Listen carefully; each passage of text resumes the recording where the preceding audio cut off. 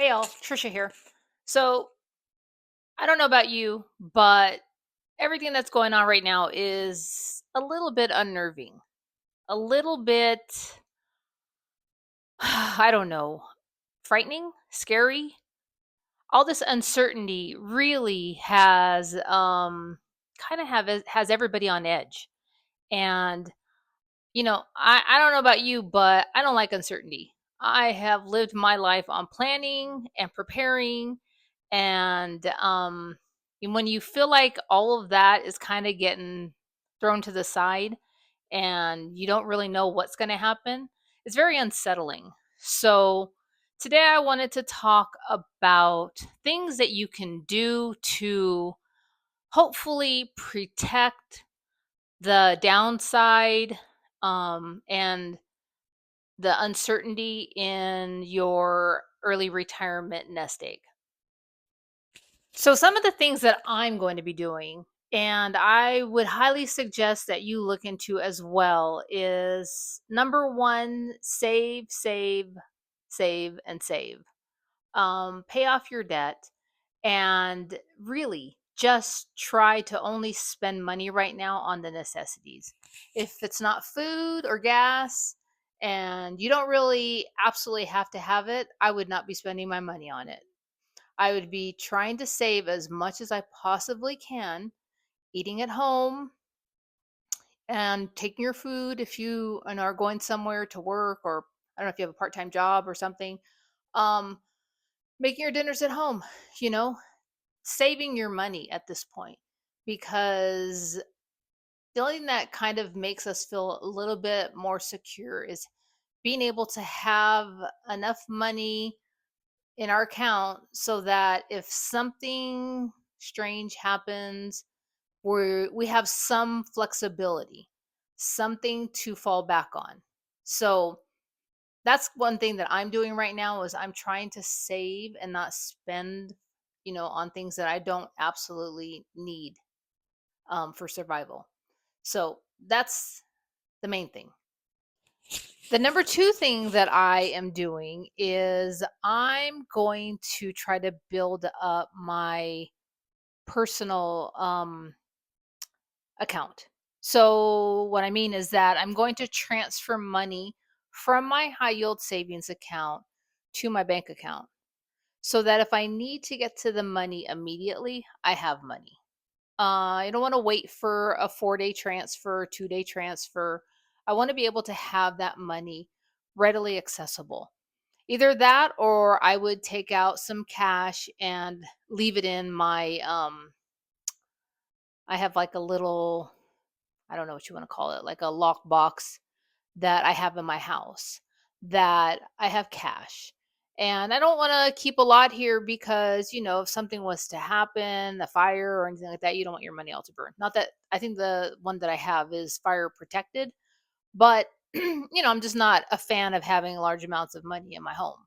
So I probably will have enough money to, last a couple of months, but nothing major.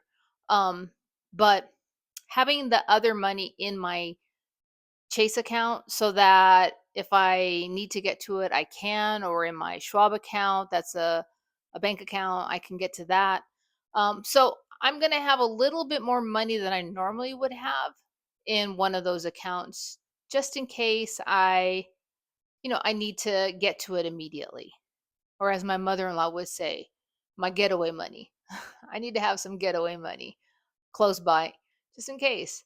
Things are getting a little bit strange out there, and I don't want to be flat-footed, you know, waiting to do something that I can proactively do right now. So that's something that I'm going to do. I don't know about you, but that's something that to me seems at least cautious. And then the third thing that I'm going to do is I'm not going to panic sell. I'm not going to convert all of my S&P 500, even though there's been quite a few people that have come out and said that, we're going to go through a little bit of a hurt for a while. And although you know, I don't want to listen to all the naysayers. I also, have to take precautions as well. But I'm not selling at this point. At this point, I probably might move a little bit of my money into probably just out of the market into, like, Fidelity has a really good cash account, money market account. I think they're paying 4.05 interest on it. So if I sell out some of my S&P 500 and leave it in cash, at least I'll get the 4% on that. Obviously, it's better long term to leave it where it's at, because I don't know if you've heard the saying before, but essentially you're buying stuff on sale every time you get a dividend.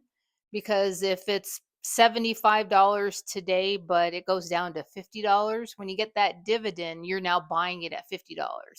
So this is really, from what I've read and heard, this is the time where you kind of build the most in your portfolios, because you're already heavily invested, and so you're getting dividends. As long as the companies that you buy into still give a dividend, you're buying it at a cheaper amount. So I recognize that, and I don't want to lose out on that. However, um, look into your specific situation and the investments that you have, and make sure they align with, what you think is going to serve you in that respect.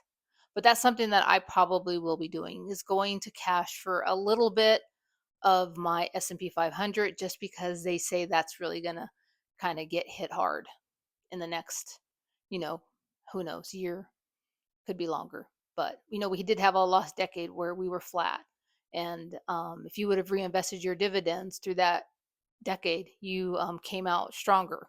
So because I'm so young and I have time on my hands, or on my side, I think it's wise to, kind of watch it cautiously, but stay invested, and don't panic. That's key. Don't panic. Another thing that I'm going to be doing is actually something that I've already done. Last night, I spent, a couple of hours logging into Social Security and printing out my latest statement. I don't know if you know that, but you have to log on to the ssa.gov account and create a user ID and password, verify your information, and then log in and see what your last statement is. They have 2024 earnings in there, so you should be able to see your historical record of earnings, and then also what your projections are at the different ages. So I did that for my husband and myself last night, and so that way, we have a good idea about what we're entitled to. And when I say entitled, it means because I've given in to Social Security, I have paid the Social Security tax for the last 35, 40 years, that that money was invested on behalf of the government and should be given back to me with interest to sustain me. So I feel that that's an entitlement that I have contributed to. If they choose to change that, they should change it for people starting the workforce now, not those of us who have already been giving into the system for the last 40 years. So anyway, who knows what's going to happen, but at least I have my records stating that this is what I contributed and this is what I'm entitled to. Whether or not that changes, we'll see. Hopefully not, but there's no guarantees at this point. So anyway, that's another thing that I think is useful for you to do. And if you have a pension, I would say do the same thing.